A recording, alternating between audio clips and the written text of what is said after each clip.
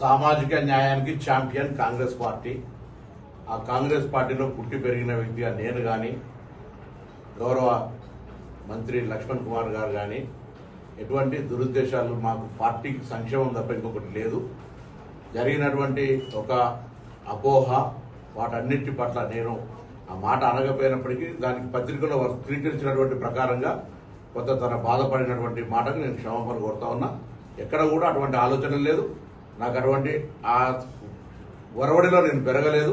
Congress party నాకు ఆ సంస్కృతిలో నేర్పలేదు. కాబట్టి నేను తప్పకుండా ఈరోజు తెలంగాణలో కానీ దేశంలో రాహుల్ గాంధీ గారు సామాజిక న్యాయం కోసం పోరాడే సందర్భంలో వ్యక్తిగతమైన అంశాలన్నీ పక్కన ఉంచి కాంగ్రెస్ పార్టీ సామాజిక న్యాయానికి జరిగే దాని లోపల ఒక బలహీన వర్గాల బిడ్డగా ఈరోజు తెలంగాణ రేవంత్ రెడ్డి గారి నాయకత్వంలో, పిసిసి అధ్యక్షుడు మహేష్ కుమార్ గౌడ్ గారి నాయకత్వంలో, రాహుల్ గాంధీ గారి సూచన మేరకు ఏదైతే 42% రిజర్వేషన్ పోరాటం జరుగుతుందో సామాజిక న్యాయం, నిన్న ఉదాహరణకు బీజేపీ అధ్యక్షుడు కూడా మాట్లాడే సందర్భం లోపల 84% వర్గానికి వ్యతిరేకంగా మాట్లాడద్దనే మాట చెప్తున్నాం తప్ప మేమంతా ఐక్యంగా కాంగ్రెస్ పార్టీ రేపు భవిష్యత్తులో రాహుల్ గాంధీ గారి నాయకత్వంలో పనిచేసే వాళ్ళని తప్ప ఇంకోటి కాదు.